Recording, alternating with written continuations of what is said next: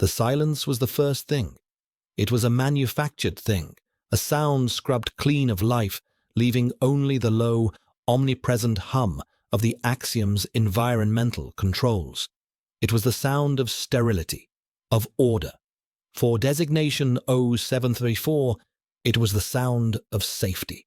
He had been born into this silence, shaped by its sterile caress, taught to fear the chaotic symphony of the world that had existed before. Here, in the white-walled, light-saturated corridors of the reconditioning sector, there were no surprises. There was only the schedule, the nutrient paste, the daily biometric scans, and the blessed, beautiful numbness of the suppressants that coursed through his veins. A single milky white tablet, taken at 0600 hours, was the architect of his peace. It was a chemical wall built between him and the flawed, volatile biology that defined his designation. Omega.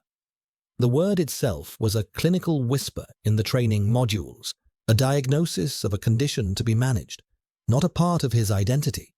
He was not an Omega. He was an asset, stabilized, compliant. But today, the silence was different. It was thin, brittle. Beneath the familiar hum of the recyclers, Elian could hear something else, the frantic, percussive beat of his own heart, the slick, wet sound of his palms sliding against the cool ceramic of his tunic. A tremor had taken root deep in the marrow of his bones, a low, persistent vibration that the suppressants should have silenced. He had taken his tablet at 600, just as he had for the 3,752 days since his designation was confirmed. He had swallowed it with the prescribed 150 milliliters of purified water, felt its familiar chalky passage down his throat. Yet the tremor remained. It was a seed of heat, a tiny, defiant ember refusing to be extinguished. He pressed his forehead against the cool, seamless wall of his assigned habitation unit, the smooth surface a stark contrast to the burgeoning fever coiling in his gut. His breath hitched, fogging a small, transient circle on the sterile white. The air he drew in tasted thick, cloying, suddenly imbued with a phantom sweetness he could not place. It smelled of something forbidden, something organic and alive. Panic, cold and sharp, lanced through him. This was unscheduled. This was a deviation. Deviations were corrected. Correction was a clinical term for pain, for the stripping away of self until only compliance remained. Recalibration. He had seen others taken for it. They returned, quieter. Their eyes held the same placid vacancy as the white walls around them, their personal affectations scrubbed away, leaving behind a perfect, hollowed-out obedience. The thought of it, of that sterile void being carved into his own mind, was a fear more profound than any physical threat. He pushed off the wall, his movements stiff, robotic. He had to conceal it. He had to override the error in his own system. He moved to the small sanitation alcove, the light panels above brightening in response to his presence. He stared at his reflection in the polished chrome of the water dispenser. The face looking back was pale, his grey eyes wide with a fear he was trained not to show. His dark hair was cropped to regulation length, his features neat and unremarkable by design. But there was a flush rising on his cheekbones, a high, feverish color that was not supposed to be there. His scent.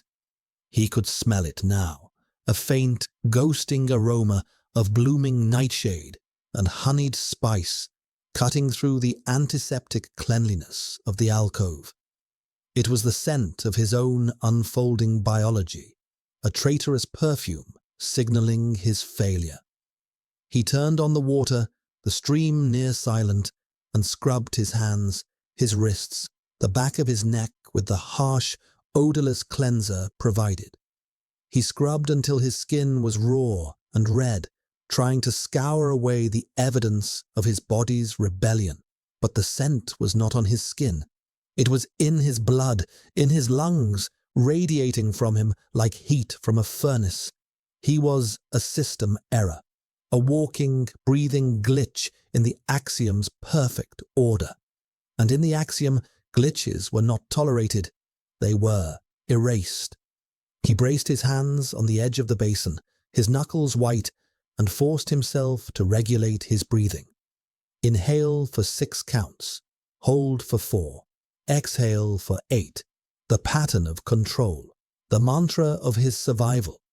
But the air he exhaled was tainted, sweet with the scent of his impending ruin. Outside his door, the light panel shifted from white to soft blue, signaling the beginning of the scheduled movement period. He had to go to the refectory. He had to walk the corridors, pass the censors, endure the gaze of the enforcers. He had to pretend that the world was not tilting on its axis, that his own body was not turning into a cage of fire and need. He was 0734. He was not an asset in distress. He was not an experiment failing. He was compliant. He was stable. He repeated the words in his mind, a desperate litany against the rising tide of his own nature. The silence of the axiom no longer felt like safety. It felt like the held breath before a scream. And somewhere in the deep, cold heart of the facility, he knew someone was listening for it. He smoothed down his tunic, the fabric feeling abrasive against his suddenly sensitive skin, and stepped out into the hallway, a ghost walking towards his own execution. The blue light cast long, distorted shadows before him, and for the first time he felt like one of them. Commander Kalen, designation A-112, stood on the observation deck overlooking Sector Gamma's primary training atrium. Below him, a class of young Omegas, their designations still fresh, moved through synchronized calisthenics with a chilling, unnatural precision. They were identical in their white tunics, their movements fluid and yet utterly devoid of grace, like a school of fish programmed to swim in perfect geometric patterns. His own reflection stared back at him from the polarized glass, or severe figure in the stark black uniform of an axiom enforcer. The fit was immaculate, the lines sharp, the fabric designed to suppress and contain the potent pheromones of his alpha designation. His face, reflected in the dark glass, was a mask of cold neutrality. It was a mask he had perfected over 15 years, a necessary armor in a place that weaponized emotion. No one looking at him would guess at the storm raging beneath the surface, the constant, low-grade thrum of his own instincts fighting against a lifetime of conditioning. He was the axiom's perfect soldier, calm, detached, in control. It was a lie, of course, a masterful, life-sustaining lie. His control was a dam, and every day he felt the pressure building against it, threatening to crack. A soft chime sounded from the comms unit on his wrist. He raised it, his movements economical. The holographic projection of the director flickered to life. A severe woman, with hair pulled back so tightly it seemed to strain the skin of her face. Her eyes, magnified by her spectacles, were chips of ice. "Commander," her voice was as sterile as the facility she ran. "Report." "Sector Gamma is stable, Director. The new initiates are responding to conditioning protocols within expected parameters," Kalen replied, his tone flat, betraying nothing. "Their suppressant regimens are holding. No anomalies." The director's thin lips tightened in something that might have been a smile, but held no warmth. "Anomalies are inevitable, Commander. It is the response that matters.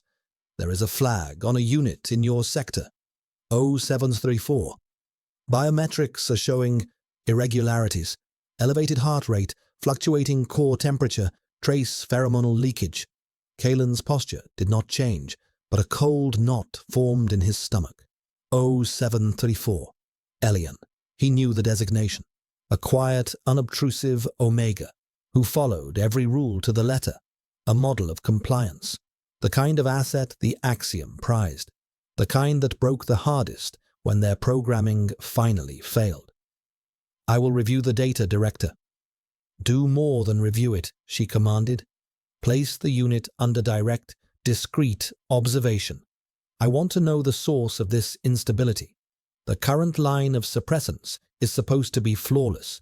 If there is a flaw in the product or in the subject, I need to know. The transmission ended, leaving Kalen alone with his reflection once more. A flaw in the subject.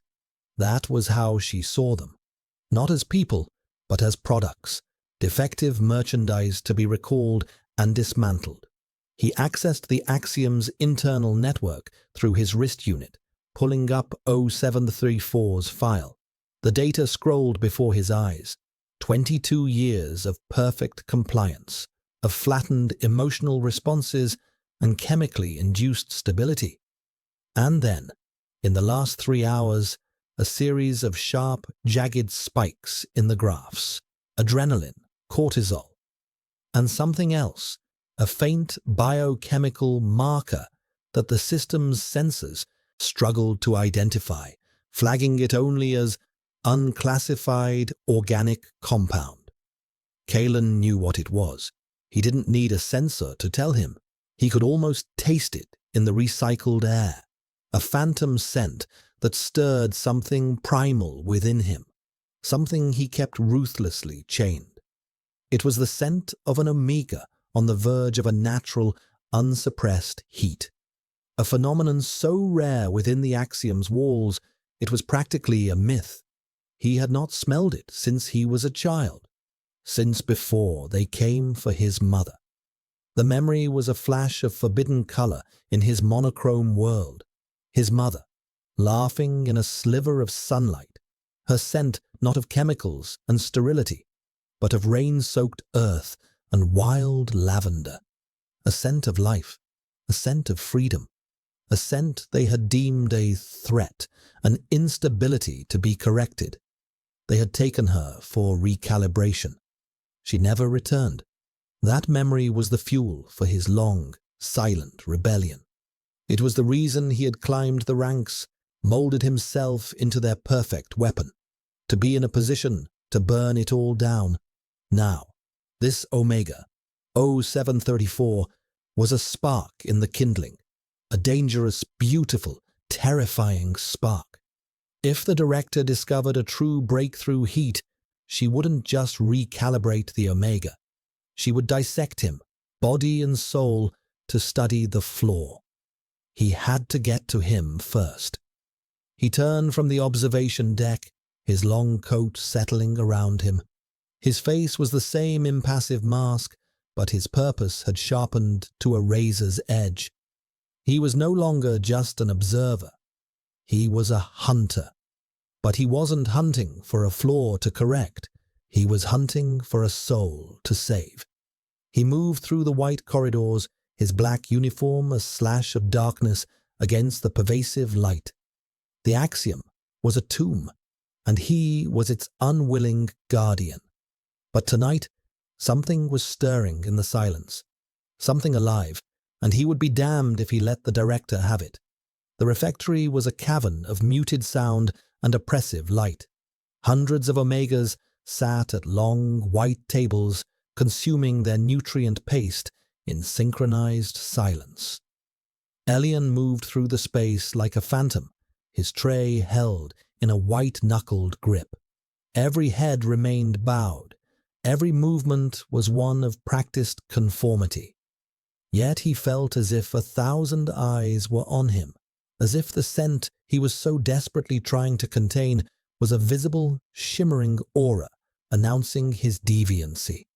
He found his assigned seat, the designation 0734, etched into the table's surface, and sat. The paste in his bowl was a grey, odorless sludge, engineered for maximum nutritional efficiency and zero sensory pleasure. Usually he consumed it without thought. Today, the mere sight of it made his stomach roil. The fever was climbing. A slick sheen of sweat beaded on his forehead, and the fabric of his tunic felt like sandpaper against his skin. The subtle sweetness of his own scent was growing stronger, weaving itself into the sterile air, a thread of wildness in a tapestry of control. He could smell it. Could the others? He risked a glance at the Omegas seated near him.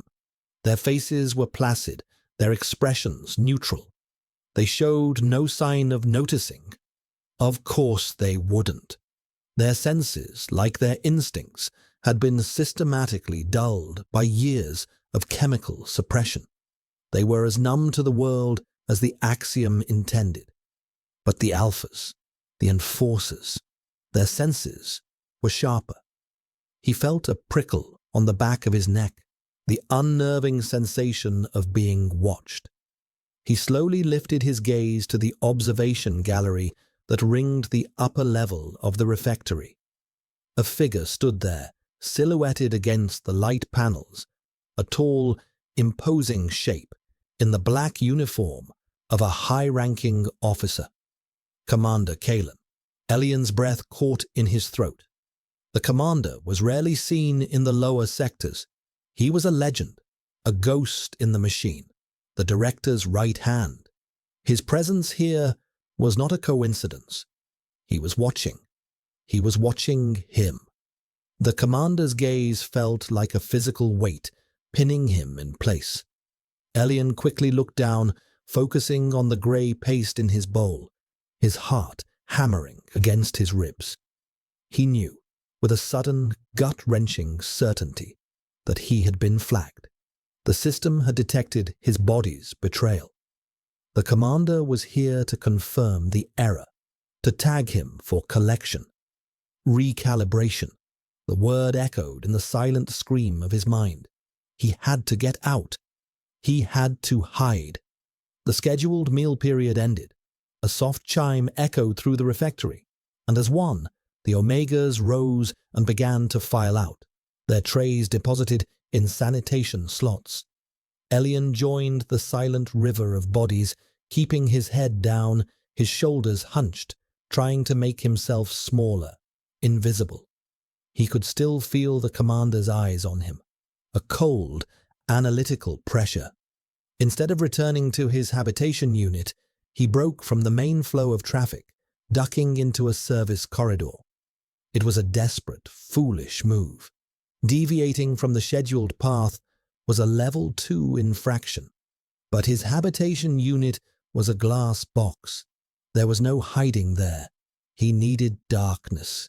He needed somewhere small and tight where he could fold in on himself, where he could try to weather this storm alone.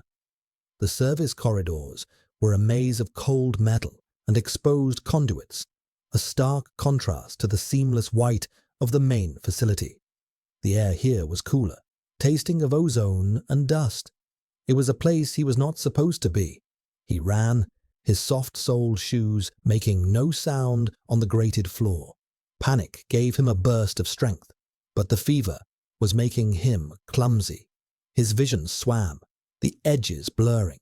His scent, was thick in the enclosed space now.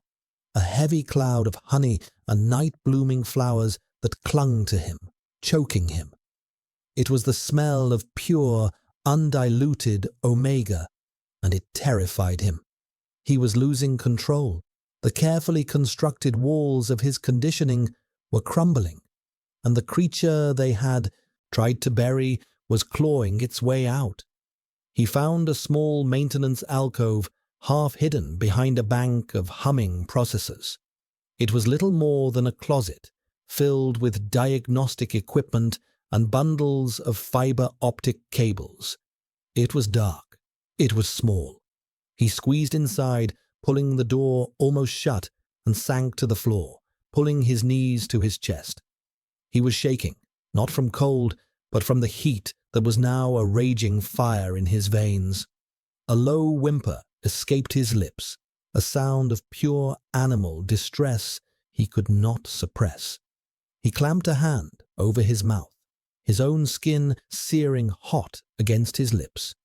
He was trapped, a faulty component waiting to be decommissioned.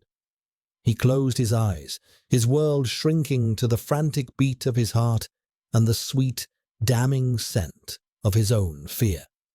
He stayed there for what felt like an eternity, listening to the hum of the machines and the blood roaring in his ears. Then, a new sound cut through the noise, the soft, deliberate tread of boots on the grated floor outside the alcove. The footsteps stopped directly in front of his hiding place. Silence. Elian held his breath, his body rigid with terror. He was found. It was over. The door slid open with a soft hiss, flooding the small space with the harsh light of the corridor. A tall figure in black filled the doorway, his form a perfect, intimidating silhouette. Commander Kalen. Elian flinched back, pressing himself against the cold machinery, a wounded animal cornered. The commander's face was in shadow, unreadable, but Elian could feel the sheer force of his presence, an overwhelming wave of alpha authority that made every instinct he had been taught to deny scream at him to submit, to surrender. He waited for the stun baton. He waited for the cold, clinical voice to inform him of his infraction, to sentence him to recalibration. But the commander did not move. He simply stood there, his gaze sweeping over Elian's trembling form. The silence stretched, thin and taut, vibrating with unspoken tension. Elian could smell him now, even through the scent-suppressing uniform. A clean, sharp scent like cold mountain air and ozone, a stark and powerful counterpoint to his own cloying sweetness. It should have been terrifying. It was, but underneath the terror was something else, something his fevered mind couldn't name. Then the commander spoke. His voice was low, a quiet rumble that cut through Elian's panic. It was not the cold, authoritative tone he expected. It was something else entirely. "They know," Kalen said, the words simple, devastating. "Your biometrics are off the chart. A containment team is being dispatched to your habitation unit." Elian's last sliver of hope disintegrated. He squeezed his eyes shut, bracing for the inevitable. But it didn't come. The commander took a single step into the alcove, crouching down so their eyes were level. The movement was slow, deliberate, non-threatening. It was the way one might approach a frightened animal. He was so close now that Elian could see the details of his face, sharp, angular features, a strong jaw, and eyes the color of a storm-darkened sea. There was no judgment in them, no cold satisfaction. There was something else, something that looked dangerously like concern. "You cannot go back there," Kalen continued, his voice barely a whisper. "They won't just recalibrate you. A full-blown breakthrough heat is a data-rich event. The director will want to study it, to study you." He paused, his gaze intense. "They will take you apart, piece by piece, to see how you work." The clinical horror of his words washed over Elian, colder than any fear he had known before. He started to shake uncontrollably, the last of his composure shattering. This was it. The end. But then Kalen did something that defied all logic, all training, all understanding of the axiom's rigid hierarchy. He reached out, not with a weapon, but with an open hand, palm up, a gesture of offering, of peace. His gaze held Elian's, unwavering, and he whispered the words that would irrevocably alter the course of both their lives. "Let me help you." The words hung in the air, a fragile bridge across the chasm of fear and conditioning that separated them. "Let me help you." It was a phrase Elian had never heard within the axiom. Help was not a concept here. There was only protocol, compliance, and correction. The commander's offer was an anomaly so profound it short-circuited Elian's panic, leaving him momentarily stunned into silence. His gaze flickered from Kalen's calm, steady eyes to the offered hand. It was a strong hand, gloved in black tactical leather, but the gesture was devoid of aggression. It was an invitation, a risk. Trusting an enforcer, the very symbol of his oppression, was madness. It was a violation of his deepest programming. But going back to his unit was a death sentence, a quiet, sterile death of the self. The choice was between two impossibilities. He looked back at Kalen's face, searching for the trick, the trap. He found none. He saw only a stark, solemn sincerity that resonated with a desperate part of him he didn't know existed. The fire in his veins was roaring now, a feverish haze blurring the edges of his reason. His instincts, raw and newly awakened, were screaming a single primal truth. This alpha was not a threat. He was safe.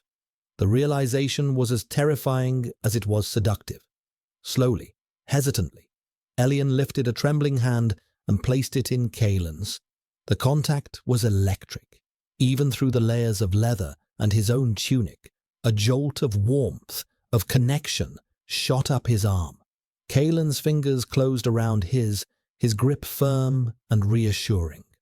It was the first time in his memory that someone had touched him with anything other than clinical detachment. Kalen rose, pulling Elian gently to his feet.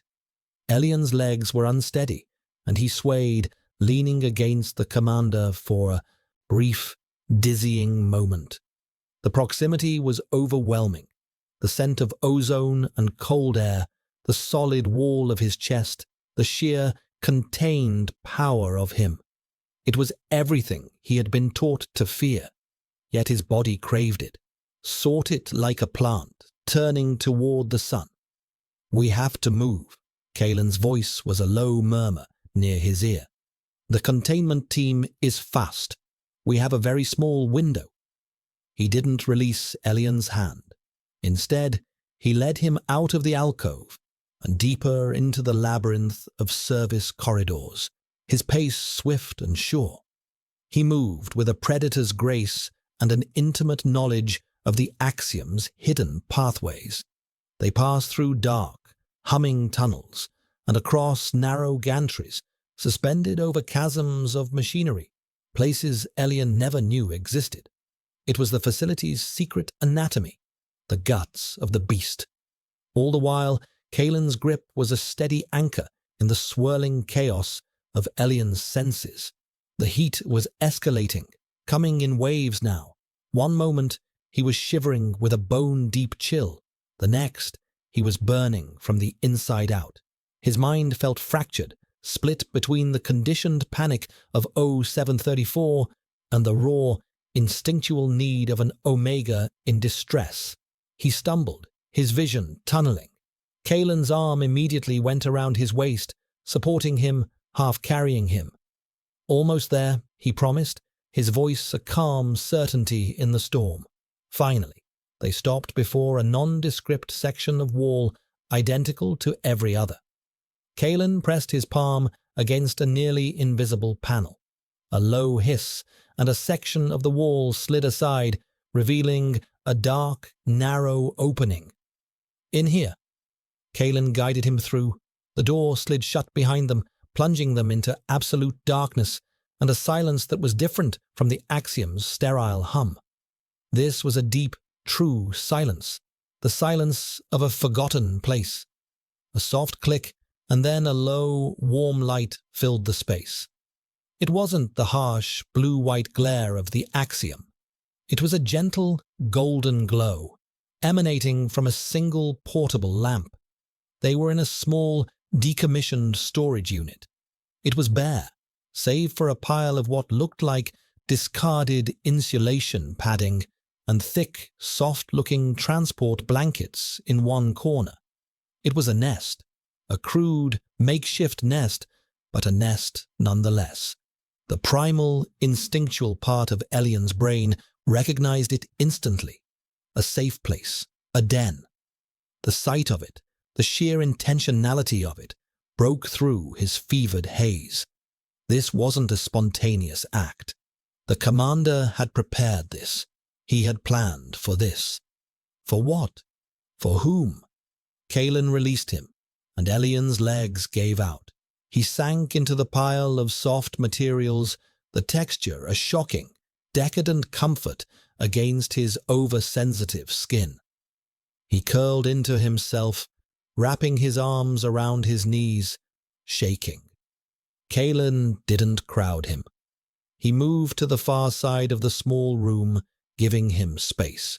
He removed his gloves, tucking them into his belt, and then began to unfasten the high, restrictive collar of his uniform. The gesture was disarmingly mundane, yet deeply significant. He was shedding the symbols of his authority, of his role as an enforcer. "This room is off the grid," Kalen explained, his voice still low and even. "It was slated for demolition years ago, but the work order was lost in a system migration.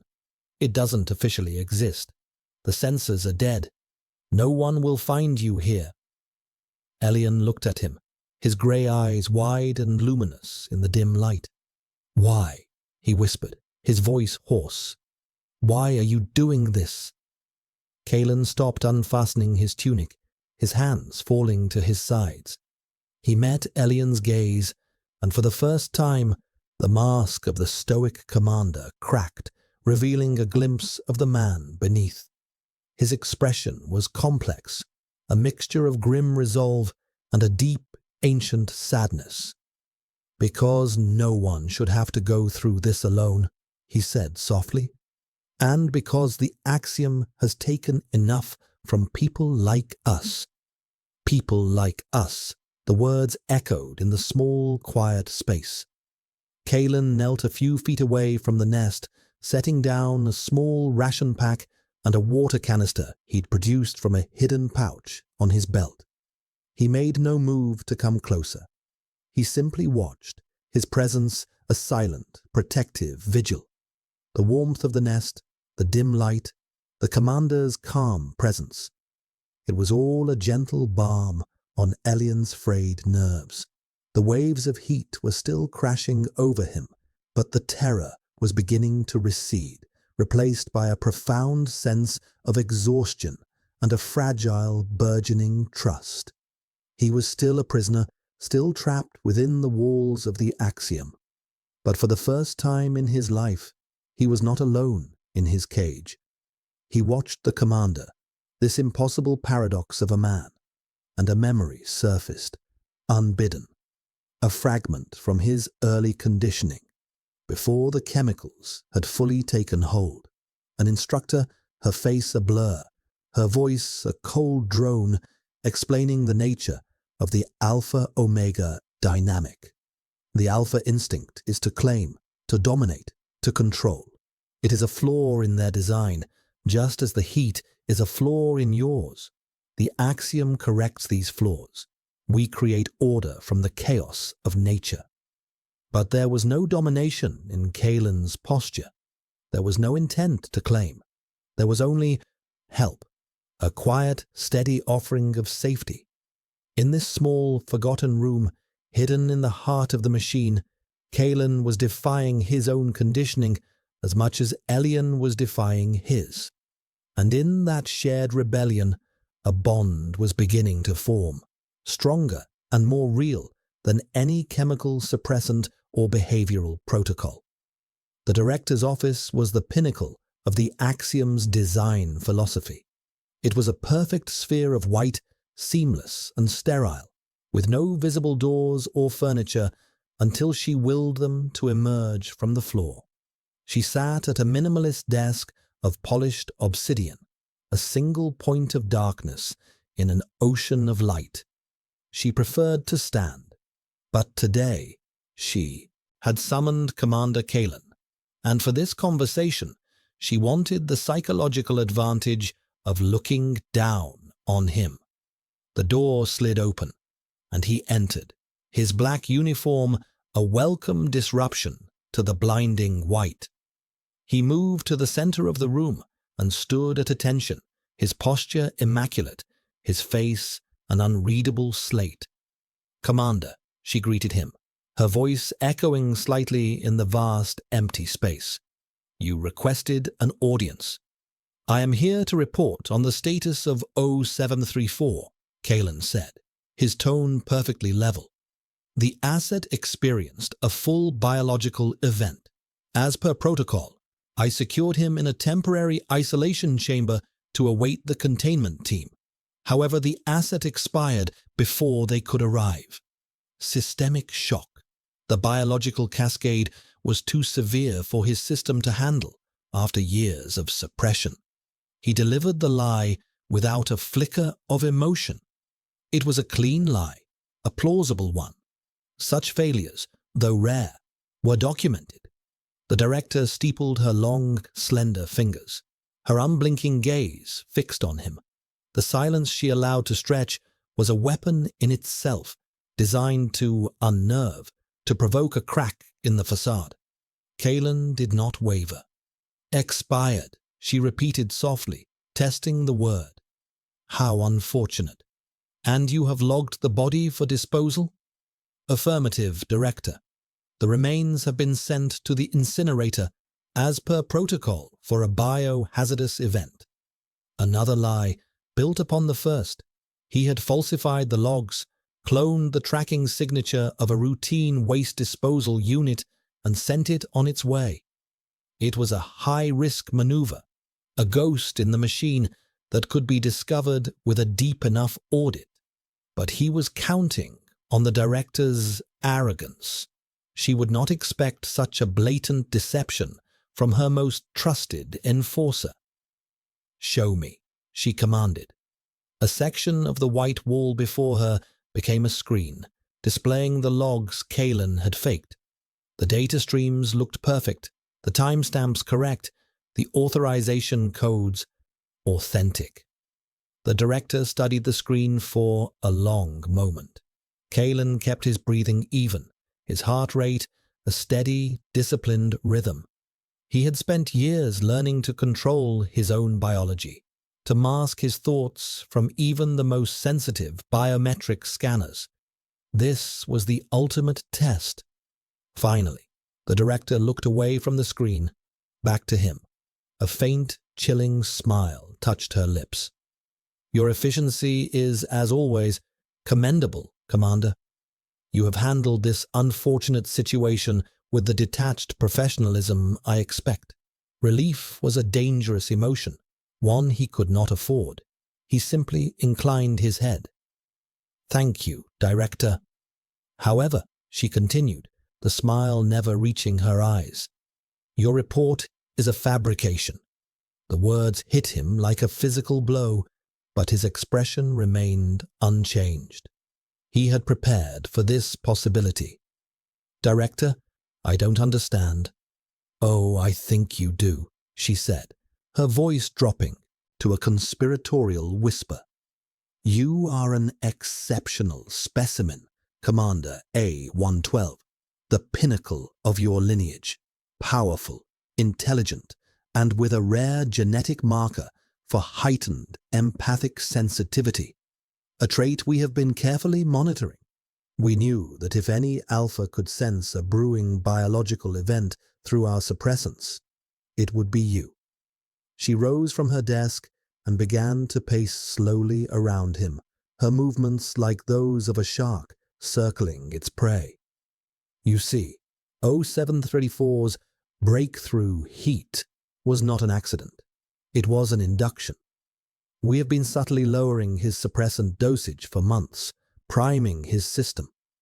We wanted to observe a primal bonding event in a controlled environment The suppressants have been too effective for too long. We have lost valuable data on the raw, unconditioned instincts that drive your respective designations. Kalen's blood ran cold. It was all a setup, an experiment. He and Elian were not just a glitch and its observer.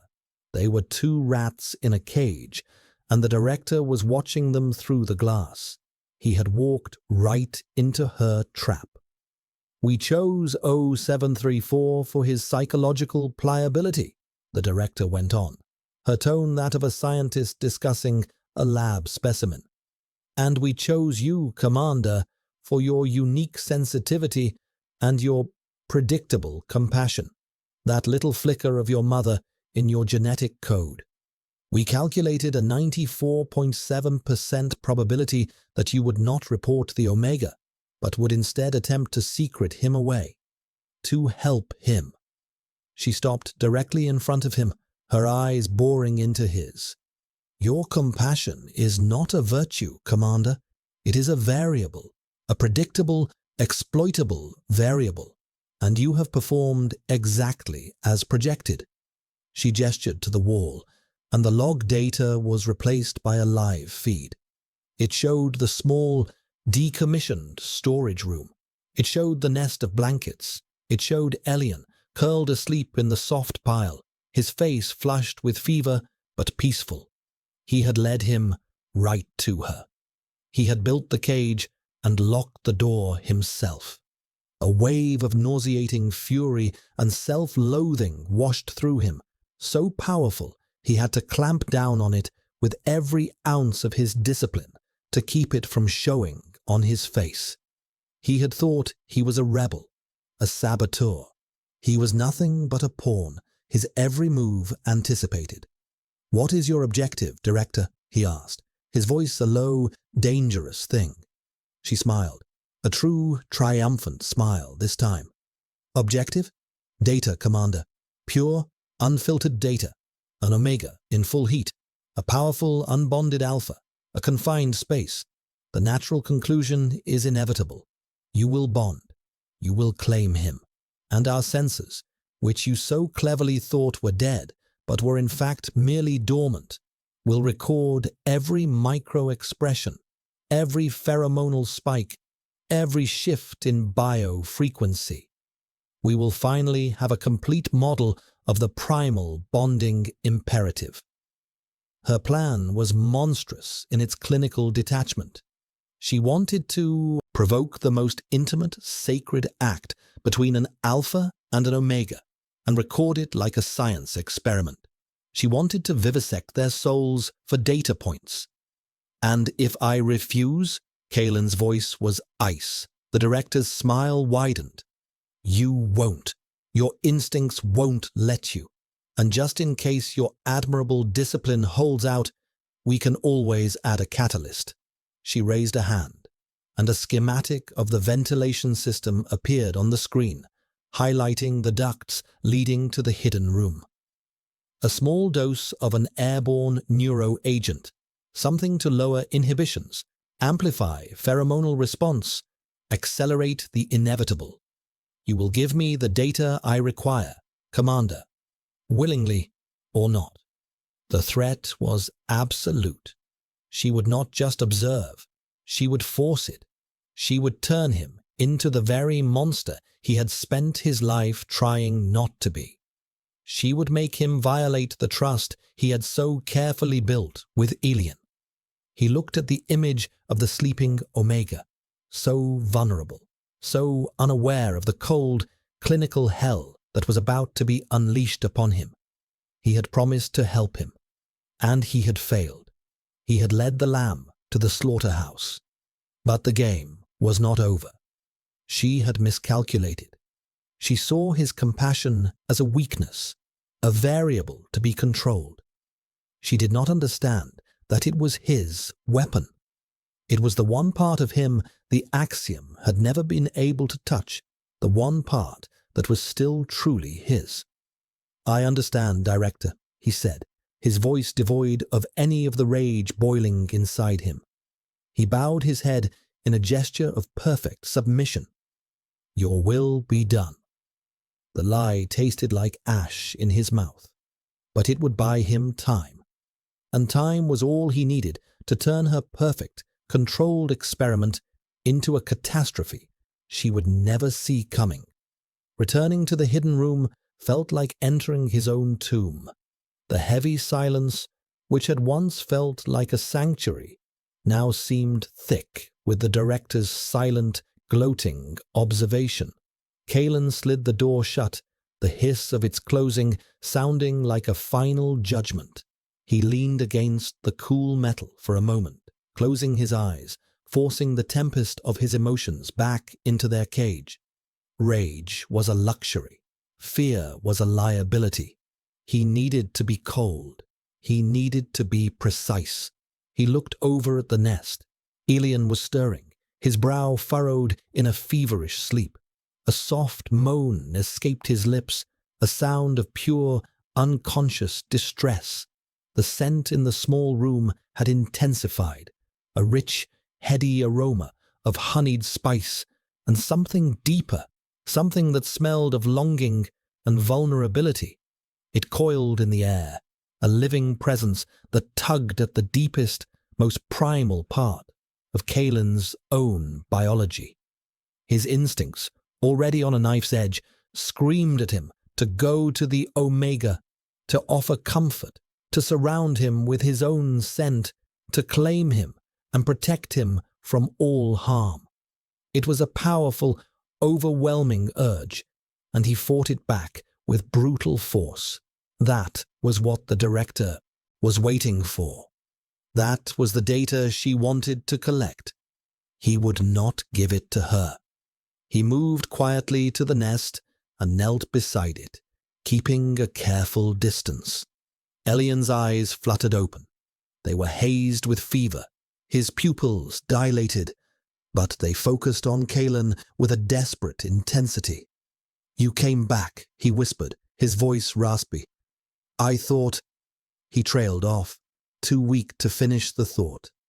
"I thought you had abandoned me." The unspoken words hung between them. "I told you I would help you," Kalen said, his voice softer than he intended. He forced a detached, clinical tone back into it. "Your condition is escalating. You need hydration." He offered the water canister. Elian pushed himself up on one elbow, his movements slow and pained. He took the canister with a trembling hand, his fingers brushing against Kalen's. The brief contact sent another jolt through them both. Elian drank greedily, the cool water seeming to offer some small relief from the internal fire. When he was done, he looked at Kalen, his gaze searching, confused. He was more than just an enforcer now. He was an anchor in a world that had dissolved into a blur of heat and need. Elian could sense the change in him, the rigid calm, the coiled tension just beneath the surface. "What's wrong?" Elian asked, his voice barely audible. The team." Kalen shook his head. "The immediate threat is neutralized, but we are not safe." He couldn't tell him the truth. He couldn't tell him they were the centerpiece of a monstrous experiment, that their every breath was being monitored. The knowledge would break him, and he needed Elian to be strong for what was coming. "The director knows I've hidden you," Kalen lied, choosing a version of the truth that was simpler, more tactical. "She has sealed this sector. We are trapped until she decides how to proceed." Elian flinched, curling back into the blankets. "Then, it's over." "No," Kalen said, his voice firm, insistent. "It's not over. I have a plan, but I need you to trust me." Elian stared at him, his fever-bright eyes filled with a terrifying mix of hope and despair. Trust. It was such a foreign concept. And yet, what choice did he have? This alpha, this commander, was the only thing standing between him and the director's sterile brand of damnation. He gave a slow, hesitant nod. Kalen's plan was a desperate gamble, a chaotic symphony of sabotage he had been composing in his mind for years.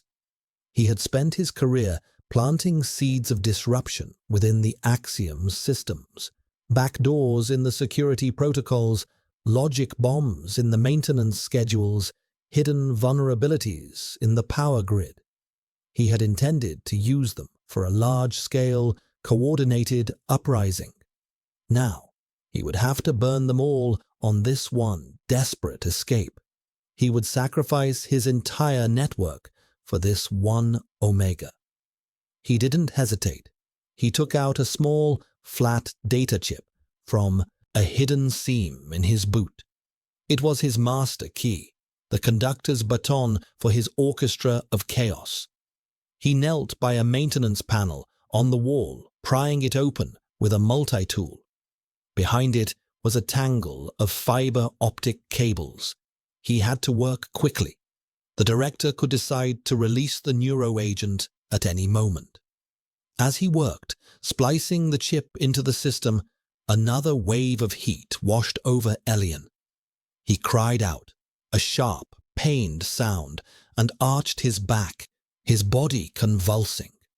The scent of his distress flooded the room, thick and sharp. It hit Kalen like a physical blow, bypassing his conscious mind and striking deep into his brainstem. His own body responded instantly. A low growl rumbled in his chest, an involuntary, protective sound. His muscles tensed, his senses sharpening to a painful degree. He wanted to abandon the panel, to go to Elian, to cover the Omega's body with his own, and fight off whatever unseen enemy was causing him pain. It took every ounce of his 15 years of discipline to stay where he was, to keep his hands steady as he manipulated the delicate wires. He could feel the director's virtual eyes on him, waiting for him to break. Not yet, he thought, a silent promise to the sleeping woman in the nest and a silent vow of defiance to his observer. You will not have this. He finished the connection. The chip was integrated. From his wrist unit, he could now access his network of backdoors. He initiated the first sequence, a subtle program that would begin to slowly, undetectably reroute power from non-essential sectors to the primary capacitors for the environmental systems. It was the first step in creating a massive power surge he could use to overload the network. As he worked, Elian began to shiver violently, his teeth chattering. The cycles of fever and chills were coming faster now, a sign that the heat was approaching its peak. He was mumbling, lost in a delirium of memory and sensation. Cold, so cold. They always kept it so cold. Kalen's heart ached. He knew the Axiom's methods. They kept the Omega sectors chilled to further suppress biological functions. Elian's entire life had been a state of artificial winter. Now, his body was trying to create a summer all at once. Without thinking, Kalen shrugged off his heavy black enforcer jacket. It was a breach of uniform protocol, another small act of rebellion. He walked over to the nest and gently draped the jacket over Elian's shivering form. The fabric was thick and warm from his own body heat, and it carried his scent, that clean, sharp smell of ozone and cold air. Elian's shivering subsided almost instantly. He burrowed into the jacket, pulling it close, his breathing evening out. His unconscious mind recognized the scent of a protective alpha, and it calmed him in a way no words could. Kalen watched him, a fierce, painful tenderness rising in his chest. This was the bond the director wanted to observe. Not a violent, primal, all-claiming, but this quiet, instinctual exchange of comfort and protection. It was something pure, something the Axiom could never understand, and therefore could never truly control. He returned to the panel, His resolve hardened into diamond. The director thought she was observing a predictable biological process. She was wrong. She was observing the birth of a revolution, and it would begin with a single, deafening scream of failing machinery. He had the orchestra tuned. Now, all he had to do was wait for his cue to begin the performance, the release of the neuro-agent. He would turn her own weapon against her. The first sign was a subtle shift in the air, a change in pressure, a faint, almost subliminal hiss from a ventilation grate near the ceiling. Kalen froze, his hand hovering over his wrist unit. It was beginning. The director had lost patience. He watched Elian. The Omega was asleep, but his rest was fitful. His nose twitched, his brow furrowed. Even in his unconscious state, his body was reacting to the change in the atmosphere. A moment later, Kalen smelled it. It was a complex chemical agent designed to be almost odorless, but his heightened senses could pick out its components: a metallic tang, a cloying, synthetic sweetness, and an undercurrent that mimicked the molecular structure of raw pheromones. It was an accelerant, a key designed to unlock the most primal parts of their brains and discard the rest. He felt it begin to work on him almost immediately. It was not a crude aphrodisiac. It was far more insidious. It was a silencer of reason. The carefully constructed walls of his discipline, the years of mental conditioning, began to feel thin, brittle. The low, constant thrum of his alpha instincts intensified, rising to a demanding roar. The scent of the sleeping Omega in the nest was no longer just a scent. It was a symphony, a siren song that pulled at every fiber of his being. His body screamed at him to close the distance, to fulfill the biological imperative, to claim what was his, mine. The word possessive and absolute echoed in his mind, a thought that was not entirely his own. He gritted his teeth, driving the nail of his thumb into his palm, the sharp pain a welcome anchor to his rational mind. He would not be her puppet. He would not be a beast in her zoo. He looked at Elian, and a surge of protective fury cut through the fog of the gas. The director wanted to see a monster. He would show her one, but it would not be turned on the Omega. As the concentration of the agent in the air grew, Elian began to thrash in his sleep. A low, keening sound escaped his lips, a cry of both pain and burgeoning ecstasy. The gas was working on him too, amplifying the already overwhelming sensations of his heat, pushing him toward the peak. He was drowning, and the only lifeline his body could conceive of was an alpha. His alpha. He needed him. The scent he was releasing changed, becoming sharper, more urgent. It was a desperate, undeniable summons. Kalen's control was fraying, shredding at the edges. His vision narrowed, his hearing sharpened. The hum of the lights, the soft rustle of the blankets, Elian's every pained breath, it was all a deafening roar. He could feel his canines ache in his gums. This was the moment the director was waiting for, the breaking point. He raised his wrist unit, his fingers clumsy, his movements jerky. With a final, monumental effort of will, he activated the sequence. The response was instantaneous and catastrophic. Across the entire sector, his network of logic bombs and backdoors came to life. Power grids overloaded. Security systems flashed conflicting reports, creating a storm of false positives that sent containment teams scrambling to phantom threats. The environmental controls, gorged with the power he had been secretly rerouting, went into a violent cascade failure. A deep, shuddering groan echoed through the structure of the axiom itself. The lights in the small room flickered, then died, plunging them into absolute darkness. A second later, the emergency lights kicked in, casting the room in a hellish, pulsing red glow. Alarms began to blare, a chaotic, discordant symphony of sirens and automated warnings. The hissing from the vent stopped. In its place came a roar as the entire ventilation system, following his final command, reversed its flow, initiating a full, high-pressure purge cycle.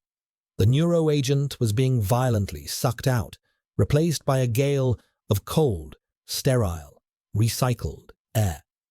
The director's experiment was over. Kalen gasped, sucking in the clean air, his head clearing slightly. The roar of his instincts subsided to a manageable level, though the edge of the drug still sang in his veins. The chaos he had unleashed was his cover. In the confusion, a lockdown of this magnitude, they had a chance, a slim one.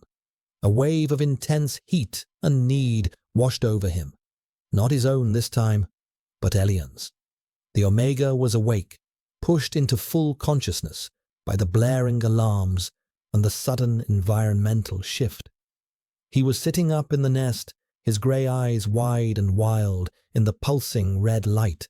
The full, unbridled force of his heat was upon him now, triggered into its final stage by the neuro-agent. He was no longer the quiet, frightened 0734. He was a primal force of nature, pure Omega instinct. He looked at Kalen, and there was no fear in his eyes, only a deep, boundless, aching need. Alpha, he breathed, the word a plea, a command, a prayer. He started to crawl out of the nest, moving toward him, his body graceful and sure, in a way it had never been before. He was beautiful, he was irresistible, and he was walking right back into the trap. Elian, no! Kalen's voice was a raw bark. Stay back! But Elian couldn't hear the words, only the tone. The Alpha's denial was a physical blow. A confused whimper escaped him. Why was he being rejected? His instincts were screaming that this was right. This was necessary. Kalen knew he had seconds before his own control shattered completely, before the remnants of the drug and the sheer force of Elian's heat overwhelmed him. He couldn't let that happen. He had to protect Elian, even from himself. He backed away, his hand reaching for the stun baton on his belt. It was a weapon of last resort. Using it on an Omega in this state was unthinkable, cruel. But it was better than the alternative. Better than losing control and taking him here, in this cage, while the director's sensors greedily recorded every second. But then, something shifted. Elian stopped moving toward him. He tilted his head, his gaze becoming strangely focused, clear. The raw need was still there, but something else was surfacing alongside it. A flicker of the person beneath the instinct. He was seeing Kalen. Not just Alpha, but the man who had hidden him, who had brought him water, who had covered him with his own jacket. He was seeing the man's struggle, the war being waged within him. Kalen could feel it, a strange, empathic connection flowing between them.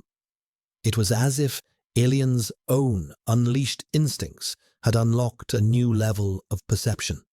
He could feel Kalen's desperation, his protective fury, his resolve, and he understood. He wasn't being rejected. He was being protected. With a visible effort, Elian pulled his own instincts back from the brink. He sank back on his heels, his breathing ragged. He wrapped his arms around himself, a gesture of control. "Help me," he whispered. And this time, it was not a plea for submission. It was a plea for partnership. Get us out. The clarity in his eyes, the strength in his voice, it was the final anchor Kalen needed. He wasn't just saving a victim. He was fighting alongside a survivor. The bond between them, the one the director had tried to force, was forming on its own terms, not in submission, but in shared defiance. "Hold on," Kalen said, his voice ringing with a new, fierce hope. He turned to the door, the stun baton forgotten. The alarms blared. The red lights pulsed. The axiom was screaming in its death throes around them. And in the middle of the chaos, an alpha and an omega stood together, ready to fight their way out of the ruins. The corridor outside their hidden room was a scene of controlled chaos. Emergency lighting strobed, casting the seamless white walls in shifting patterns of red and black. Alarms echoed from every direction, a cacophony designed to disorient and control. But in the system-wide failure Kalen had orchestrated, it was just noise. He pulled Elian close, his arm a solid band around his waist. The Omega was unsteady on his feet, his body still racked with the tremors of his peak heat, but his eyes were clear, his resolve firm. He leaned into Kalen's strength, not as a submissive, but as a soldier leaning on his comrade.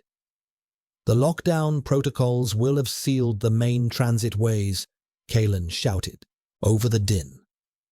"We need to use the lower maintenance shafts. They run on an independent power grid. It's our only way to the outer wall." He led them at a run, his knowledge of the Axiom's underbelly their only map. They plunged into the darkness of a service tunnel, the main corridor's alarms fading behind them, replaced by the drip of unseen condensation and the hum of ancient machinery. Kalen activated a light on his wrist unit, a narrow, powerful beam that cut through the oppressive dark. The air was thick with the smell of dust, oil, and something metallic. But beneath it all, Elian's scent was a constant, powerful presence. It was a beacon that called to Kalen's every instinct, but it was also a liability. Anyone with functioning senses would be able to track them. They were moving through a narrow shaft when they heard it. The sound of heavy, rhythmic footsteps echoing from the tunnel ahead. A patrol, not a standard containment team, but enforcers.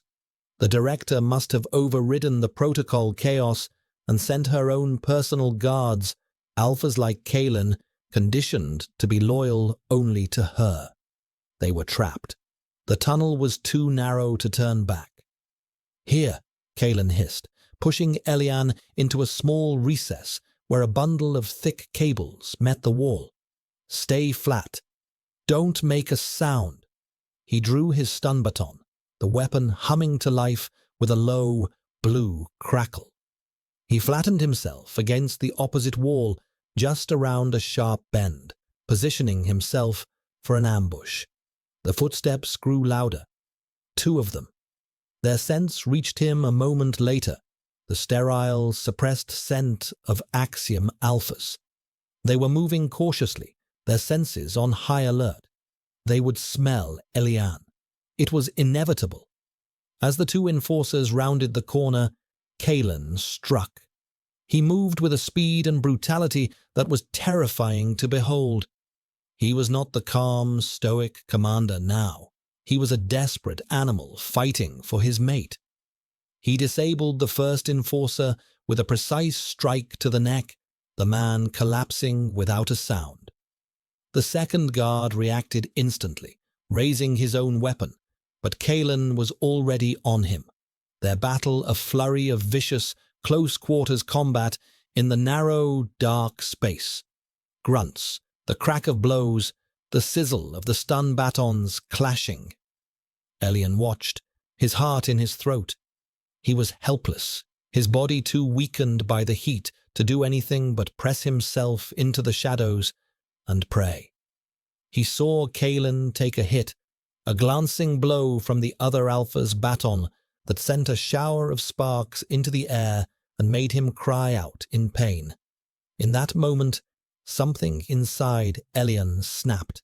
a white-hot, protective rage, an instinct as powerful as any heat-driven need, surged through him. He was not helpless. He was an Omega, and his alpha was in danger. Without thinking, he focused all his will, all the chaotic energy of his heat, and pushed. He released his scent not as a passive cloud, but as a targeted, overwhelming wave, a pheromonal scream aimed directly at the second enforcer. The alpha, his senses already heightened, staggered back as if struck by a physical force. The sudden, concentrated blast of a peak heat Omega, a scent of pure, undiluted need and invitation, overloaded his senses. His instincts, conditioned but never erased, went haywire. For a fatal second, he was confused, his body torn between the command to attack and the primal urge to answer the Omega's call. That second was all Kalen needed. He drove his fist into the enforcer's throat, then brought the butt of his baton down hard on the man's helmeted head. The second guard crumpled to the ground. Silence returned to the tunnel, broken only by the sound of their own ragged breathing. Kalen leaned against the wall, clutching his side where the baton had struck him. A burn mark was already searing through the fabric of his uniform.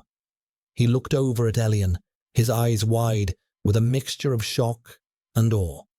"How did you do that?" he breathed. Elian shook his head, trembling from the effort. "I don't know. I had to." Kalen pushed himself off the wall, a slow, painful smile touching his lips. "The director wanted to study primal instincts," he said, his voice rough with admiration. "She never considered yours might include protecting your own." He stripped the fallen enforcers of their spare energy packs and a medkit. After a quick, painful application of a burn salve to his side, they pressed on. Their shared fight had forged something new between them. The fragile trust had been tempered into a hard, sharp bond of mutual survival. They were no longer just an alpha and an omega. They were a unit. They finally reached a heavy blast door marked with the symbol for the outer wall filtration system. This was it, the final barrier. Kalen interfaced his wrist unit with the control panel. "I can override the lock," he said, his fingers flying across the holographic interface, "but it will trigger a proximity alarm directly in the central command. We'll have minutes, maybe less, before they're on us." "Do it," Elian said, his voice steady. Kalen initiated the command. The lock disengaged with a heavy, grinding clank. He heaved the heavy door open, and for the first time in his life, Elian was hit with the outside world.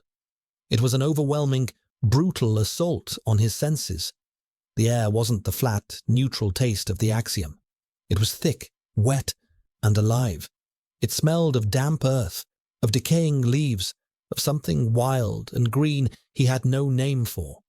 A cold wind whipped at him, carrying a fine mist that clung to his face and hair. Rain. He had read about it in educational modules, but the reality of it, the feeling of it, the smell of it, was a physical shock. He looked up. Above them was not a ceiling of white light panels, but a roiling, bruised sky of dark grey clouds.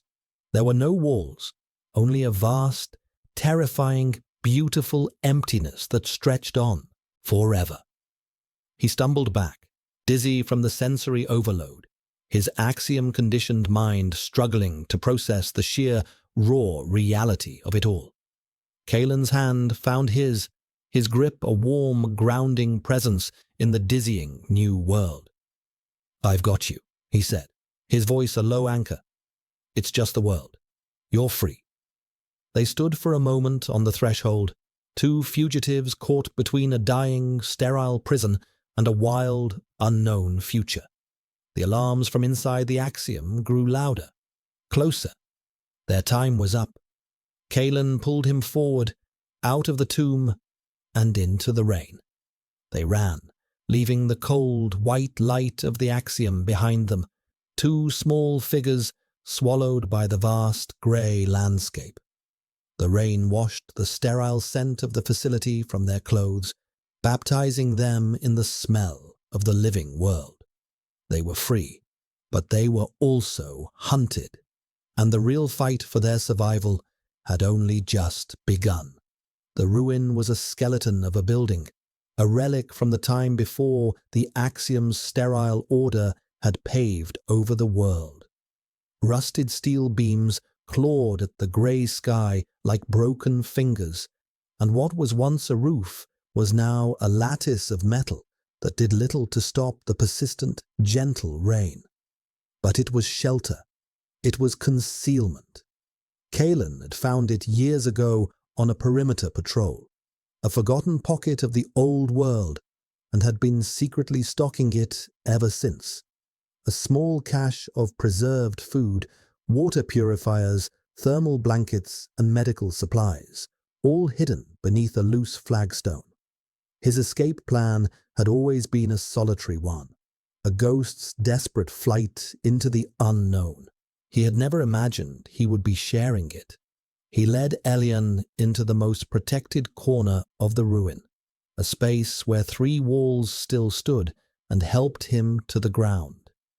Elian was shivering, not from the cold, but from the aftershocks of the heat and the overwhelming sensory input of the outside world.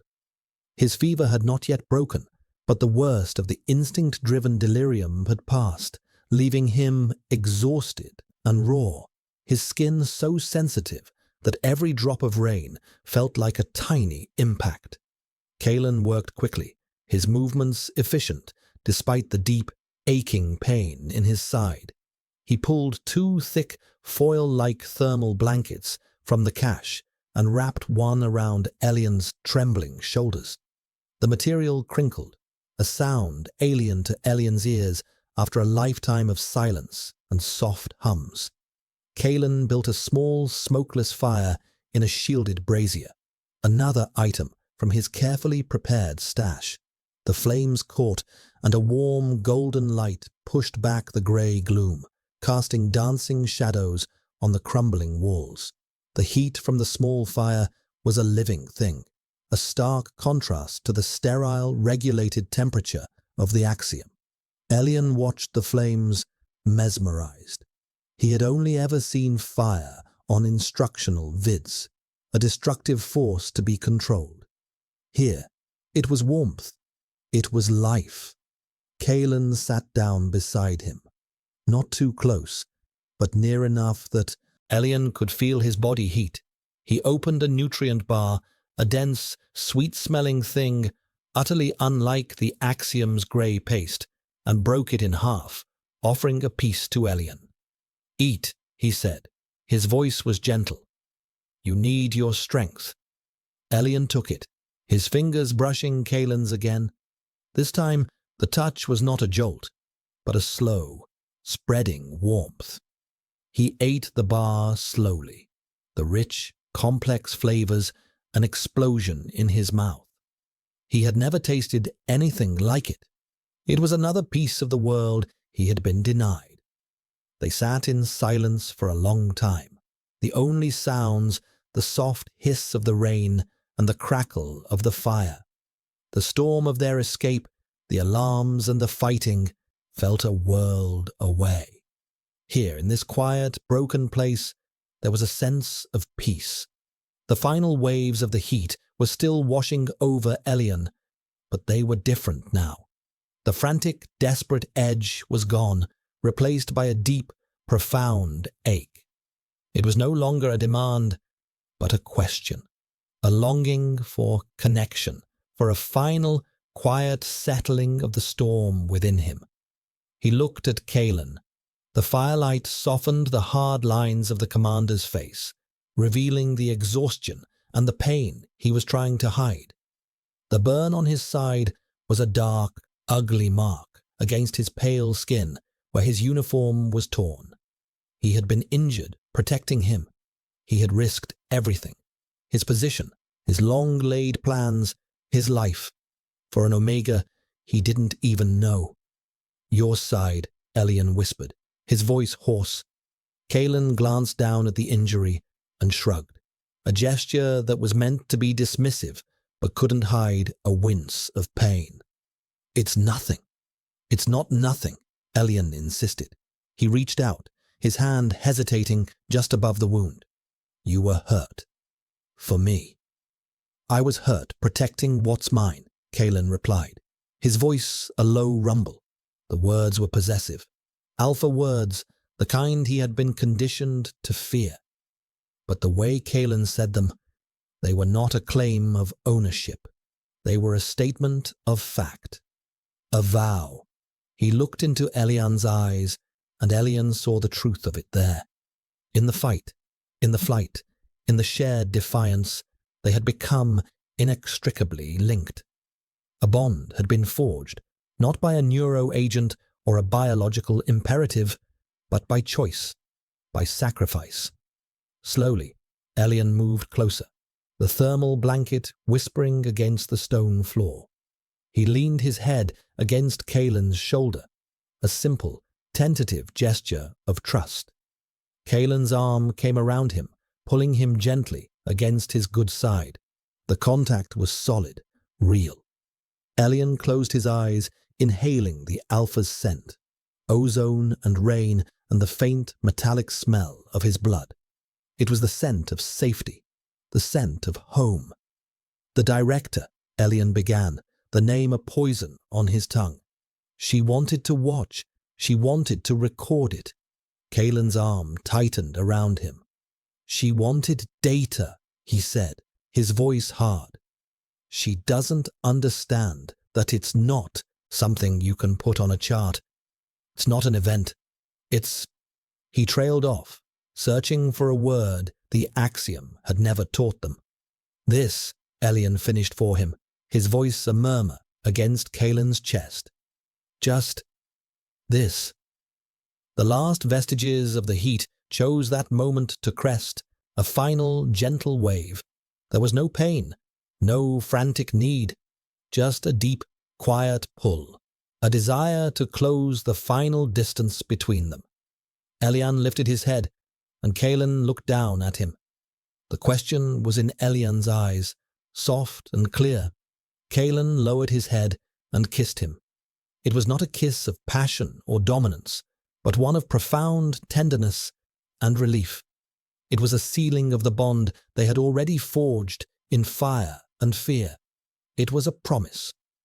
In the quiet shelter of the ruin, with the rain washing the world clean around them, an Alpha and an Omega completed their bond. Not as a biological imperative, not as an experiment, but as two survivors finding solace in each other, two souls choosing to be one. It was a quiet, sacred act of rebellion, a final, definitive rejection of the axiom and everything it stood for. The heat broke. The fever receded, leaving behind a profound calm, a deep and settled peace Elian had never known. He was no longer 0734, he was just Elian. And he was not alone. He fell asleep in Kalen's arms, the sound of the rain and the Alpha's steady heartbeat a lullaby of freedom. Dawn broke, not as a sudden flood of light, but as a slow, grudging lightening of the grey sky. Elian awoke to the feeling of Kalen's steady breathing, his head still pillowed on the Alpha's chest. The fire had died down to glowing embers, and a cool, damp air had settled in their small shelter. For the first time in his life, Elian woke up without the familiar, sterile hum of the axiom. Instead, he heard the distant call of a bird, a sound so alien and beautiful it brought tears to his eyes. He felt different. The constant, low-grade tremor of anxiety that had been his companion for his entire life was gone. The chemical fog of the suppressants had lifted, and it was like seeing color for the first time.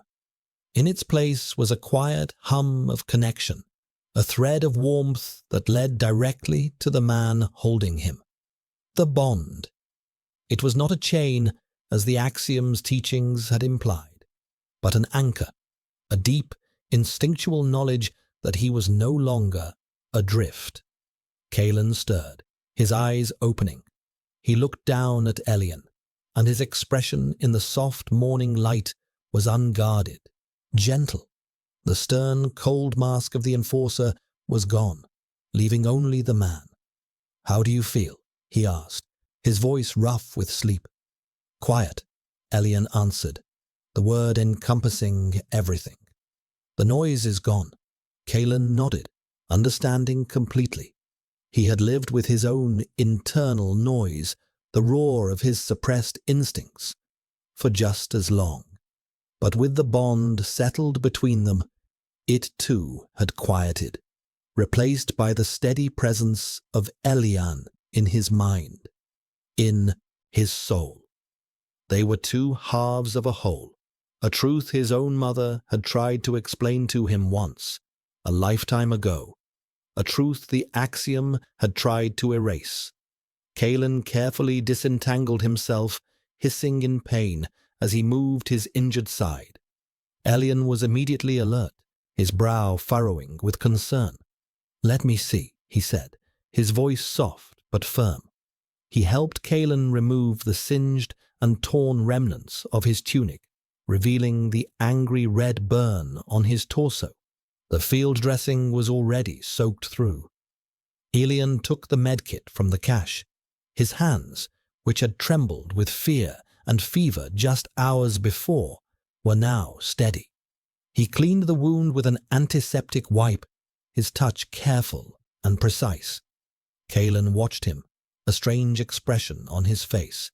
He was used to giving orders, to being the protector, the one in control. To be cared for with such quiet, gentle competence was a new and humbling experience. "In the axiom," Elian said as he worked, his voice low, "they taught us that bonding was a loss of self, that the Omega becomes an extension of the Alpha's will." He smoothed a layer of healing salve over the burn, his fingers light. They were wrong. Kalen reached out and caught his hand, stilling his movements. "What is it, then?" he asked, his gaze intense. Elian looked at their joined hands, then back at Kalen's face. "It's not a loss," he said, a slow, dawning wonder in his voice. "It's more. I feel more like myself now than I ever have before." He had spent his life as a designation, a number, a set of biological data points to be managed. Now he was simply Elian, and his identity was not defined by his designation, but by the connection he shared with the man before him. It was the ultimate paradox. In binding himself to another, he had finally become free. After the wound was dressed, Kalen went to the edge of the ruin, scanning the horizon. The world outside was a vast, intimidating expanse of rolling hills shrouded in mist, the grey-green landscape stretching to a hazy, undefined horizon.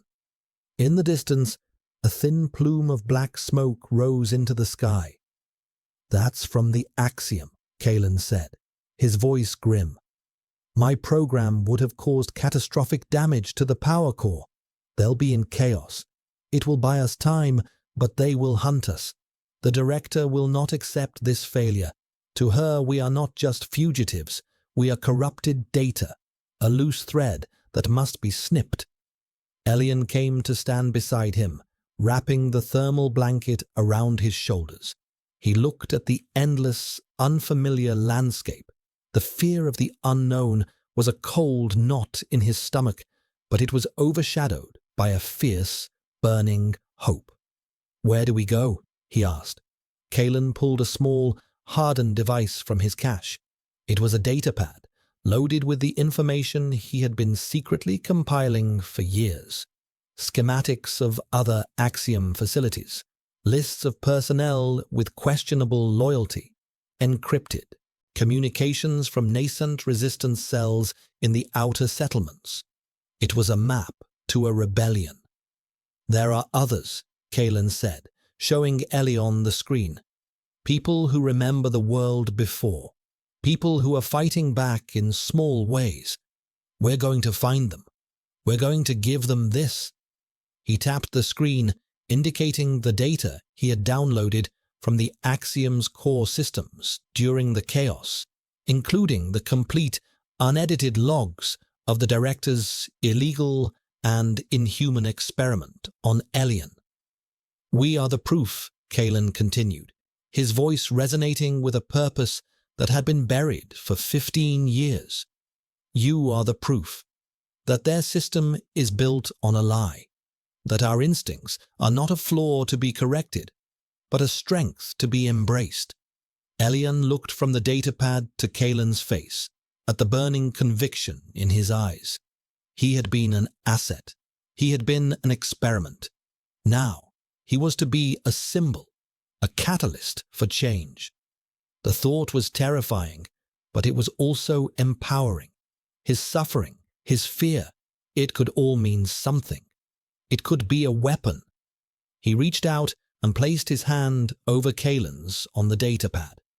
"We are the proof," he echoed, his voice no longer the hesitant whisper of 0734, but the clear, steady tone of a man who had found his purpose.